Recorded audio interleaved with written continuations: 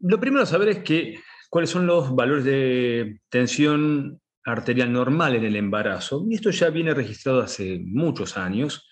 En general uno tiende a pensar que la paciente embarazada suele tener una presión baja, una tensión arterial baja, y que ésta se eleva sobre el final, pero la realidad es que en el promedio, cuando uno toma un percentil 50, esa presión ronda los 110-70, y alrededor de esos valores es lo que uno considera como normal en el embarazo. Para definir hipertensión, lo que tenemos que tener es el registro de esa tensión arterial y lo vamos a definir como esa tensión arterial igual o mayor a 140 milímetros de mercurio de sistólica y o 90 milímetros de mercurio de diastólica, registrada en dos tomas separadas por lo menos por 6 horas en el transcurso de una semana de los controles de esa paciente. Tenemos que hablar también de lo que es la preeclampsia, que involucra a un valor que va entre el 3 al 14% de todos los embarazos. Ese valor va a depender un poco de la detección que tengamos en esas pacientes. 30% se ve más en las gestaciones múltiples, 30% de los embarazos de diabéticas, que tiene una base fisiopatológica sobre la placenta que hace que se emparenten. 20% de los embarazos con hipertensión crónica, es decir, que estas pacientes que ya vienen con el antecedente de hipertensión crónica tenemos que seguirlas más de cerca. Y 2/3 de estas, sin antecedentes previos, van a aparecer en las nulíparas. ¿Cuál es la incidencia? Vamos a dividir la preeclampsia en dos, tomando como punto las 34 semanas. Hay una incidencia en las preeclampsias tardías, aquellas que aparecen después de las 34 semanas, de 1 a 20, 1 a 50 embarazos, y que estas son la gran mayoría de las preeclampsias, con una morbilidad baja, madres que suelen tener un peso más que el adecuado, están compensadas hemodinámicamente, con un riesgo de vida bajo. Los fetos suelen tener un peso normal aumentado al nacer, la placenta no tiene grandes diferencias. Cuando uno hace el screening de primer trimestre para el rastreo de la potencial aparición de la preeclampsia en el embarazo, la resistencia a las arterias uterinas va a ser normal o ligeramente aumentada y son de recurrencia baja. En cambio, la grave, esta que es la precoz, la que aparece antes de las 34 semanas, son el 10 al 20% de las preeclampsias con una morbilidad alta, pacientes que no tienen una gran alteración en su peso, hemodinámicamente no muy compensadas, con un riesgo de vida alto. Los fetos de estas madres suelen tener un peso mucho menor, las placentas se la va a ver muy disminuida, resistencia aumentada de las arterias uterinas en el screening de primer trimestre y de alta recurrencia. Esto para saberlo dentro del seguimiento que hacemos los obstetras en las pacientes a quienes rastramos preeclampsia.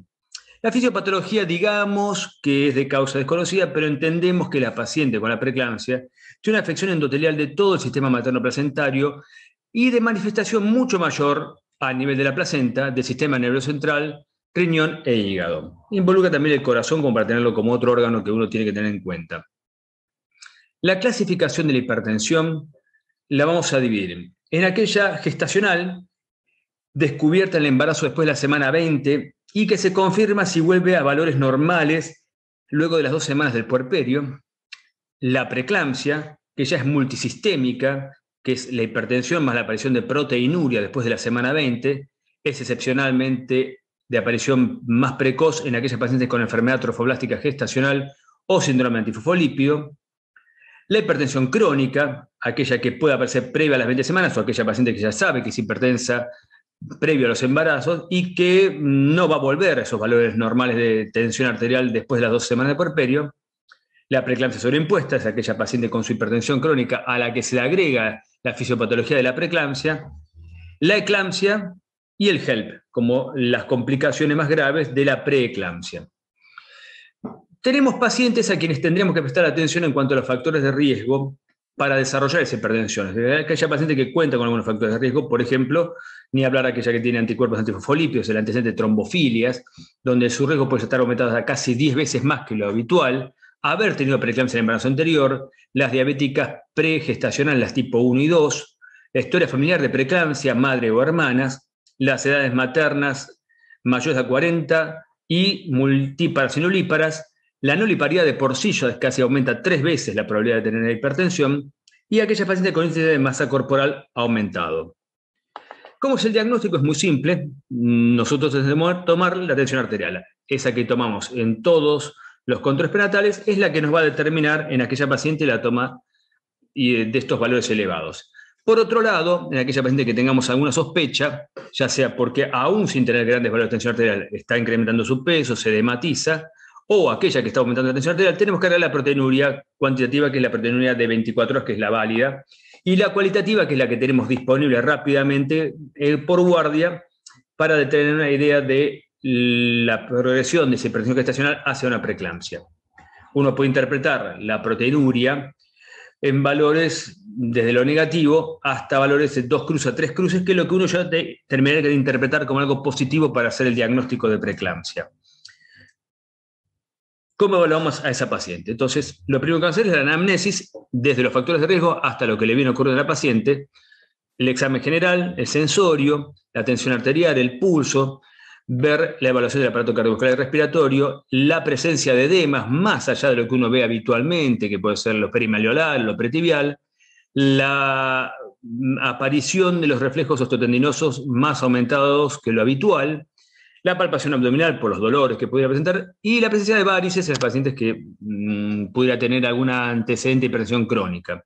Obstétricamente, tenemos que saber la edad gestacional, la altura uterina, evaluar la vitalidad fetal, que tenga la presencia de contracciones o no, genitorragia, la salida de líquido amniótico por genitales externos, eventualmente hacer un tacto vaginal en especuloscopía, y obviamente esta paciente no se termina cuando nace, sino que uno hace una evaluación puerperal de esta paciente.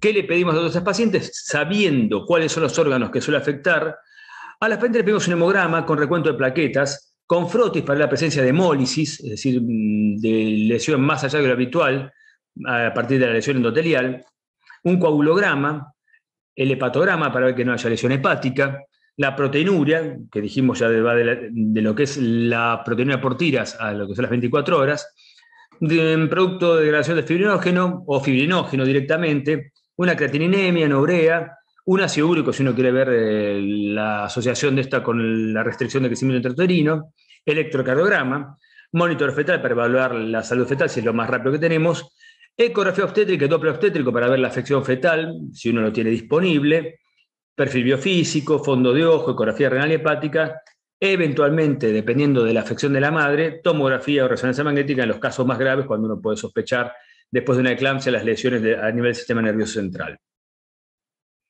En las pacientes embarazadas, lo que uno tiende a tener es una creatinina aumentada, el ácido úrico puede estar aumentado, la proteinuria tiene que estar por debajo de los 300 miligramos día para ser normal, más allá de esa hace el diagnóstico de preeclampsia.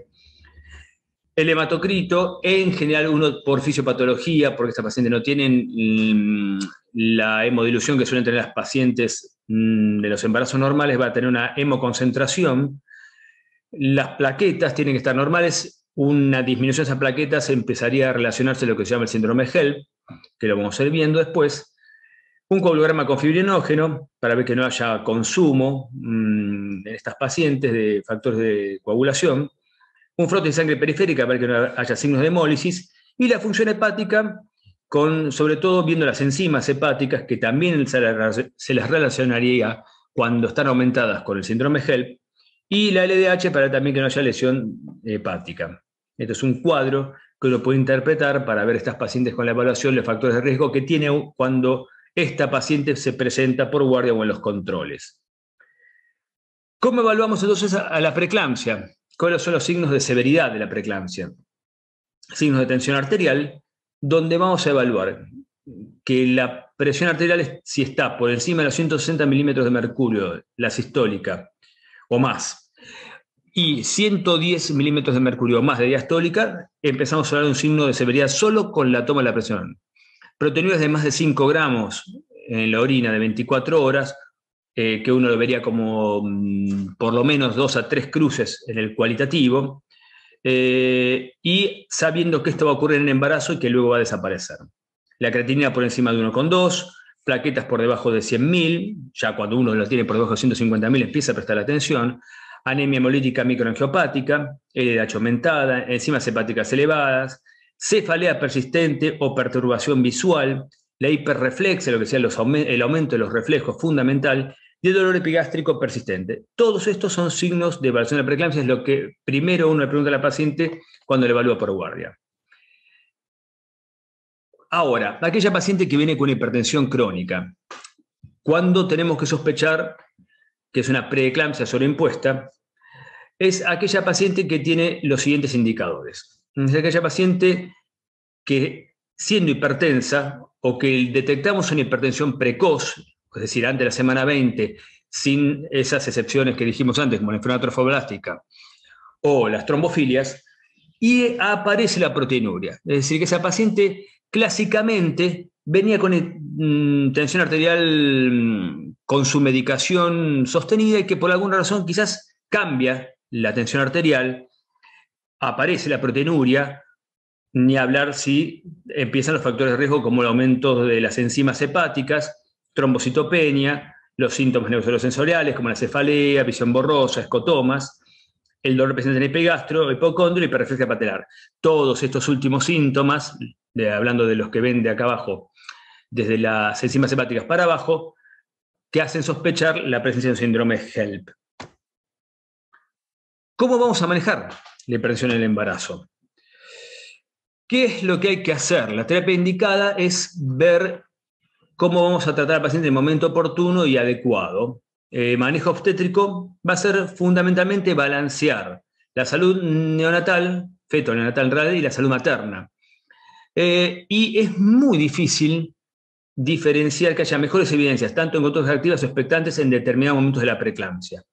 Lo que hay que saber, que uno tiende a pensar como los adultos que la medicación hipertensiva es la solución. En realidad la medicación antihipertensiva reduce el riesgo de progresión de hipertensión severa, pero no va a reducir la incidencia de preeclampsia ni mejora los resultados perinatales. ¿Qué es lo que vamos a buscar nosotros?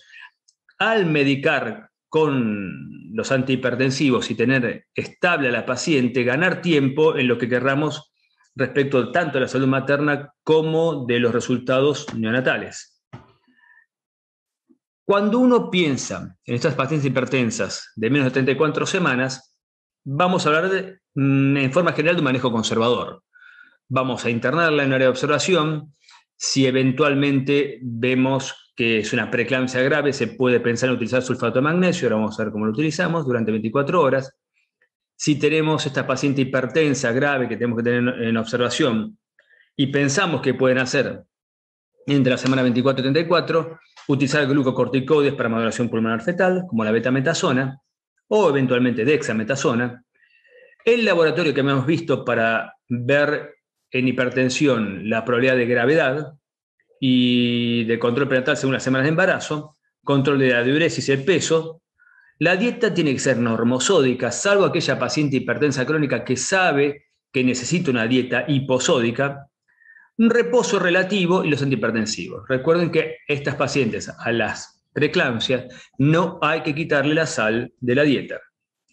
Se recomienda entonces hospitalizar a aquellas embarazadas que presentan preeclampsia en cualquiera de sus formas, ya que la presencia de proteinuria implica enfermedad avanzada y una situación inestable en la que podría estar comprometida tanto la madre como el feto. ¿Cuáles son los criterios entonces de internación? Vamos a ver de nuevo, a repasar.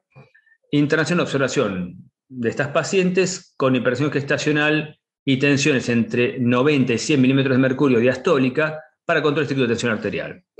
Lo mismo si estas pacientes presentan tensión arterial sistólica más de 160 y diastólica más de 110 o igual, presencia de los síntomas neurosensoriales, la preeclampsia por sí sola es indicación de internación. Después veremos que esto es relativo, pero tengamos, como dice la guía del ministerio, que hay que internarlas.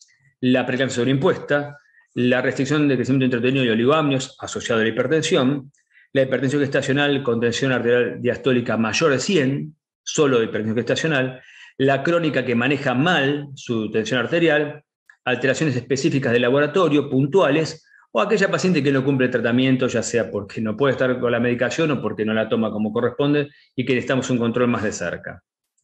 En la hipertensión gestacional, ecografías, monitoreos, Doppler, lo mismo en las preeclampsias.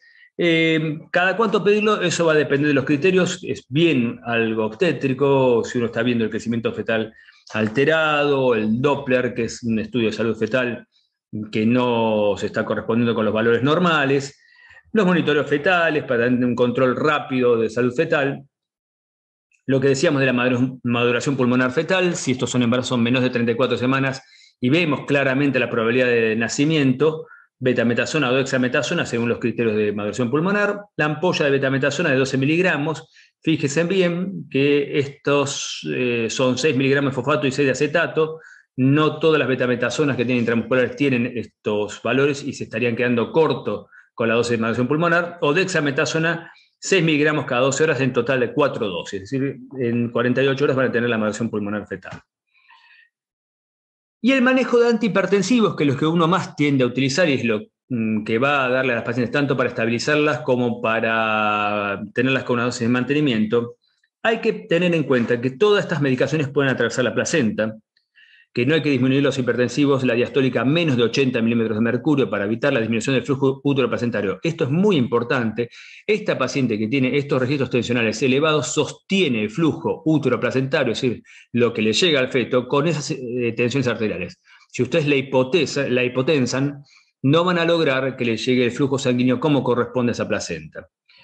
En las hipertensiones leves a moderadas se puede disminuir la progresión a grave con antihipertensivos, pero no va a prevenir que la preeclampsia evolucione ni las complicaciones perinatales, porque es un proceso endotelial que no solo va a depender de bajar la tensión arterial.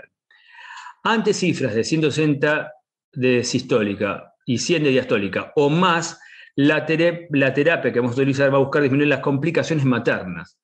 Los tratamientos siempre se inician con dosis mínimas y se van ajustando según necesidad.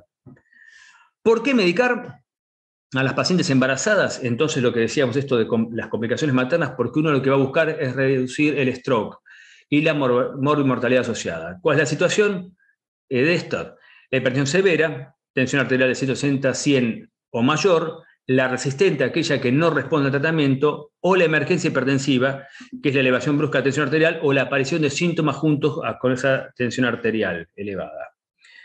Lo que queremos lograr es que sostener un valor razonable de tensión arterial como para que la caída brusca de presión arterial no comprometa en forma aguda al feto. Tensión arterial mayor o igual a 160-100, que es la hipertensión severa, todas tienen que ser medicadas. Menores a 160-100 puede disminuir el avance de la hipertensión severa, pero no va a mejorar los resultados perinatales. Es solo mantener a la madre segura. El objetivo para tener algo como para manejar los valores que queremos es no disminuir a menos de 135, 130, 85, 130, 80, no menos de eso. Eso es lo que busca que se sostenga el embarazo y que no tenga complicaciones en la madre. ¿Cuáles son las drogas que tenemos más conocidas? La alfametildopa, la betalol y la nifedipina. Estas son las drogas que uno puede utilizar y ahora vamos a ver de qué manera, tanto ambulatorias como en los eventos de urgencia de guardia. No están permitidos en el embarazo los IECA y los antagonistas de angiotensina 2 por los riesgos de restricción de crecimiento, oligoamnios, asociación con muerte fetal intrauterina y alteración de la función renal. No utilizamos más atenolol, también por los riesgos de muerte fetal irreversible. La metildopa es una droga que ya utilizamos hace mucho tiempo, con bastante seguridad, con un mecanismo de acción central que disminuye el sistema simpático. Es agonista de los receptores inhibidores alfa-adrenérgicos. Va a disminuir la producción de dopamina como precursor de noradrenalina y tarda en actuar, es de acción lenta. Recién uno va a empezar a tener su inicio de acción como corresponde 24 horas después de la primera dosis. ¿Cuál es la indicación? La que usamos nosotros es la hipertensión leve o el tratamiento crónico no se utiliza en la emergencia. Es la paciente de consultorio la que uno tuvo internada y se va con alguna medicación. Tienen que avisar a la paciente que como efecto secundario puede dar una hipertensión ortostática, alteración del humor, y son dosis que uno va de 250 miligramos vía oral hasta un máximo diario de 2.000 miligramos, es decir, 2 gramos día, es decir, hasta de 250 miligramos cada 12 horas hasta 500 cada 6 horas. Eso es lo que uno suele utilizar con la metildopa. Es segura, no es una droga que le va a bajar la presión rápidamente. La utilizamos mucho ambulatorio. La nifedipina, con la cual tenemos el inconveniente que esté disponible muchas veces, es una droga también bastante conocida, es un bloqueante de canal de calcio, selectivo para músculo liso periférico. Tiene como gran beneficio que no va a afectar la contractilidad cardíaca. Se puede utilizar tanto en el tratamiento crónico como en emergencia, pero sobre todo en emergencia, con un efecto secundario, que es la hipocalcemia, la depresión respiratoria, la hipotensión severa. Hay que tener mucho cuidado y el bloqueo neuromuscular. Las dosis son de 10 miligramos vía oral cada 20 minutos, viendo cómo responde la madre, sobre todo en la emergencia, hasta un máximo de 40 miligramos. Ahora vamos a ver un poco más con la nifedipina. La amlodipina, hablando de drogas que no utilizamos tan seguido, también es un bloqueante de canales de calcio, antagonista del receptor de mineralocorticoides, antagonista de la aldosterona.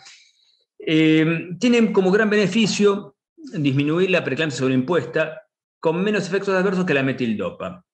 ¿Cuál es la indicación del tratamiento crónico? La hipertensión crónica, como vasodilatador de la zona glomerular y como efecto secundario los edemas y los mareos.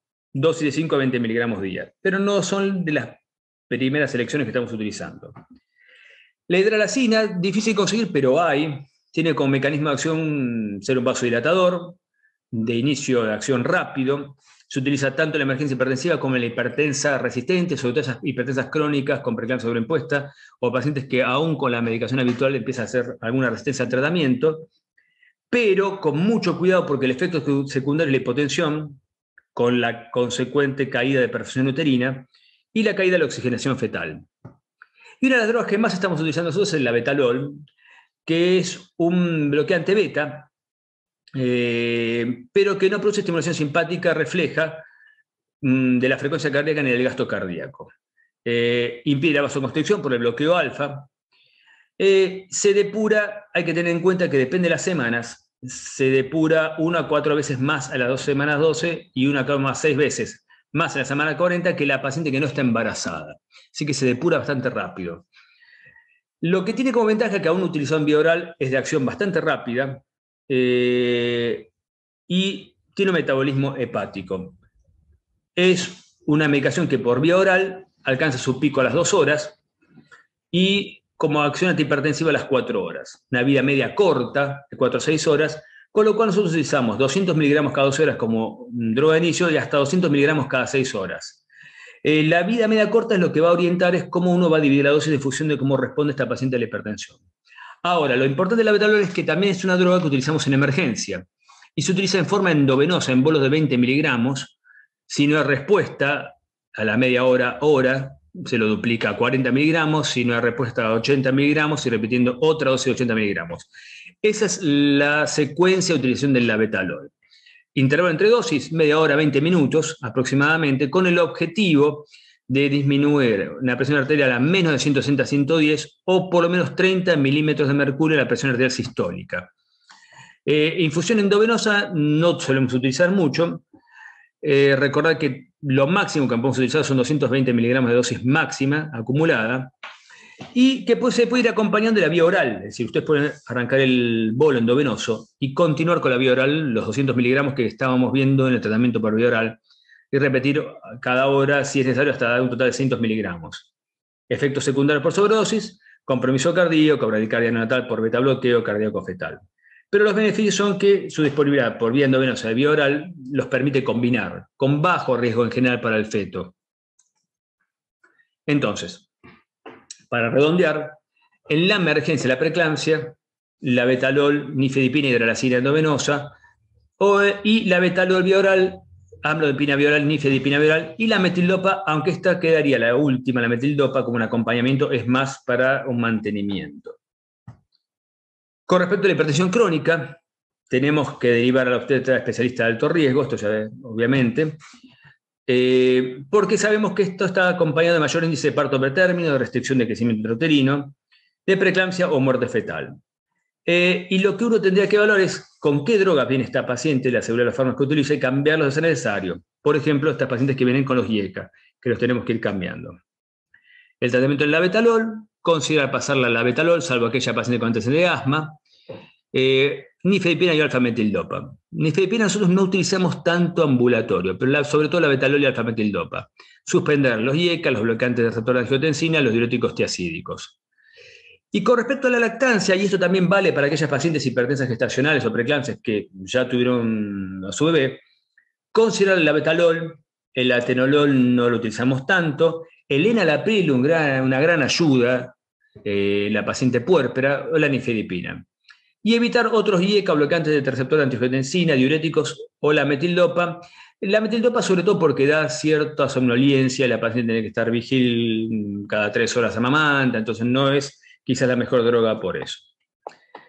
Y con respecto a las emergencias hipertensivas, preeclampsia grave o emergencia hipertensiva, preeclampsia grave se considera aquella crisis hipertensiva, paciente que tiene una tensión arterial sistólica por encima de 100 y diastólica de 110, o igual o mayor, y lo que comentamos en algún momento, que uno puede obtenerlo ya sea de los resultados de laboratorio que va pidiendo en la guardia, o de la evaluación clínica de la paciente. La proteinuria, aumento de la creatinina, la aparición de convulsiones, lo que ya llamamos eclampsia, el edema pulmonar o cianosis, la oliguria, y dentro de los laboratorios la hemólisis microangiopática, la trombocitopenia, la disfunción hepática, puntualmente en el feto, la restricción de crecimiento intrauterino, el oligoamnio severo, o los síntomas de daño significativo de órgano blanco, cefalea, alteraciones visuales, dolor en el hipocondrio derecho por la distensión de la cápsula de Gleason, que uno podría estar hablando de una hemorragia hepática, y o en el epigastro, y alteraciones de sensorio.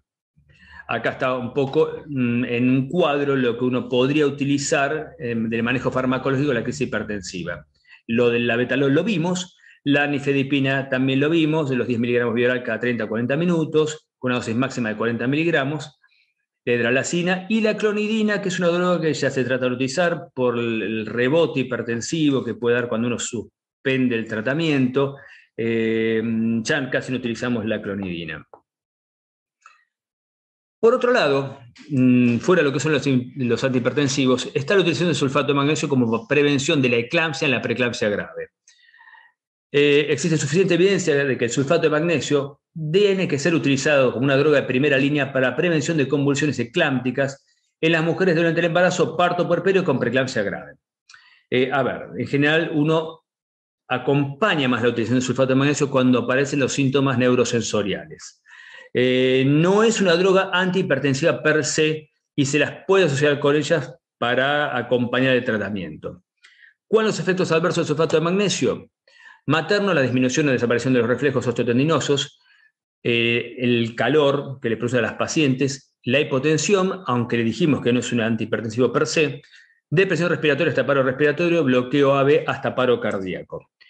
Estos son nuestro monitoreo, estos efectos son el monitoreo de que ustedes están a la paciente superando la dosis habitual y que se está intoxicando. Desde el punto de vista fetal, en general es una droga bastante segura, pero puede disminuir la variabilidad en el monitoreo fetal, que no es una gran relevancia clínica, no altera el APGAR, es decir, la evaluación fetal al nacimiento, ni depresión neonatal per se. ¿Cómo se lo administra? A ver, a estas pacientes que dijimos no requieren magnesemia de control, pero si uno tuviera tiene que andar entre los 10 a 12 miliequivalentes por litro y evaluando lo que dijimos como signos de intoxicación previamente, como el reflejo rotuliano, la frecuencia respiratoria y la diuresis, en forma endovenosa uno arranca. Con 5 gramos tienen que tener en cuenta ver qué tipo de ampolla tienen, si de 5 mililitros o de 10 mililitros al 25% para el cálculo habitual, en 10 centímetros cúbicos de dextrosa al 5% a pasar de 10 a 15 minutos. Una dosis de ataque en un bolo lento endovenoso. Para continuar luego con una infusión continua de 20 gramos en 500 mililitros de dextrosa a 7 gotas por minuto o 21 microgotas por minuto a pasar en 24 horas. Más o menos casi un gramo oro termina siendo lo que recibe esta paciente. Y se mantiene este goteo 24 horas aún cuando haya nacido ese bebé. Y de sospechar una intoxicación con los síntomas que vimos en la diapositiva anterior o acá, tener a mano gluconato de calcio, una ampolla endovenosa lenta y agregar oxígeno a estas pacientes por los riesgos de depresión respiratoria. Hablamos del mantenimiento, pero obviamente que la solución de la hipertensión y la preeclampsia es el nacimiento. Entonces, ¿cuándo decidimos la finalización del embarazo? La hipertensión refractaria, alteración de vitalidad fetal, la restricción de crecimiento uterino severo u oligoamnio severo, la eclampsia, un desprendimiento prematuro de placenta normoinserta, que está bastante asociado a las preeclampsias, o algún impacto en órgano blanco, entre los que son el edema de pulmón, alteraciones neurológicas, el HELP, la oligoanuria, el compromiso renal y la coagulopatía. Este es un cuadro de que uno tendría de las pacientes. Obviamente que también las preeclampsias de término se terminan, aún sin esos signos de complicación. Las pacientes de término debería finalizarse. Y hablando del término, aquella paciente que supera las 37 semanas. Y con respecto a la eclampsia, definirla como la aparición de convulsiones o coma en una paciente que no tiene relación con otro proceso cerebral en el embarazo, parto o puerperio con signos o síntomas de preeclampsia. Es decir, aquella paciente que sospechamos preeclámptica, que aparece con convulsiones, o que sin preeclampsia luego aparece con los signos de hipertensión o algún signo de alteración hipertensiva. Puede anteceder a la hipertensión o a la proteinuria. Esto también está claro, hay que tener cuidado. 38 a casi la mitad, 53% son anteparto, algunas aparecen intraparto y varias en el puerperio. Las peores porque uno supone que esto no va a aparecer. Y casi todas son del tercer trimestre.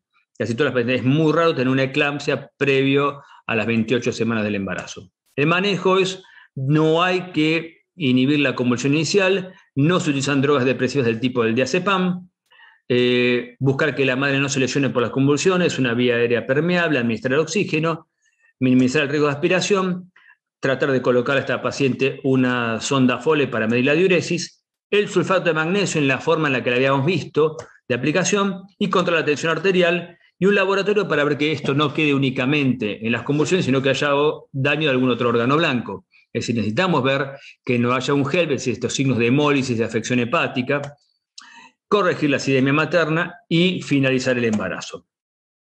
El otro cuadro grave es esto que venimos diciendo que es el HELLP, que es la aparición de hemólisis, elevación de enzimas hepáticas y una disminución de las plaquetas. Podría corresponder al 10 al 20 de las preeclampsias y es la máxima expresión del daño endotelial. 70% durante el embarazo y 30% durante el puerperio. Y el 10 al 20% podría no tener proteinuria. Es decir, que el embarazo a veces depende del daño endotelial, dónde se va a manifestar, para lo que uno va a ver, tanto clínicamente como aparición en el laboratorio. El diagnóstico del HELLP, clínica del dolor epigástrico o el hipocondrio derecho, progresivo, náuseas y o vómitos, la disminución de la diuresis, signos de shock y o compromiso fetal. El laboratorio, donde vamos a tener esto, los signos de hemólisis con aumento del LDH, alteración en el frotis con esquizocitosis, destrucción de glóbulos rojos, aumento de la bilirrubina sérica, eso quizás no se vea tanto, pero sí movilización de enzimas y disminución de plaquetas con una clasificación por clases en función de la gravedad, desde lo más leve, entre 100.000 a 150.000, hasta bajar a 50.000 plaquetas. El manejo es diagnóstico temprano, finalizar el embarazo y una terapia agresiva de las complicaciones y la prevención de la eclampsia si es que hay algún síntoma con sulfato de magnesio. Y en el puerperio, las pacientes no es que se terminan, sino que uno tiene que hacer un control estricto de la tensión arterial frente a la aparición de síntomas o signos compatibles con complicación de la preeclampsia. No usamos ergotamínicos como uteroretractores. En general no están indicados, salvo una indicación particular, utilizar uteroretractores, pero en particular no usar la famosa vasofortila, ni la metiliergonovina, la metiliergometrina. En las hipertensas gestacionales, la mayoría se vuelven normotensas las primeras semanas. Con la preeclampsia esto suele durar un poco más y si la tensión arterial permanece en 140-90 o menos, uno podría discontinuar los antihipertensivos que venía tomando. Están permitidos el labetalol, el enalapril, la fametildopa durante la lactancia y los diuréticos solo en situaciones graves con compromiso de función renal, aquellos edemas pulmonares, insuficiencia cardíaca, porque los diuréticos reducen la lactancia. Es decir, que nosotros en general no utilizamos diuréticos como la furosemida en el embarazo o puerperio. Muchas gracias.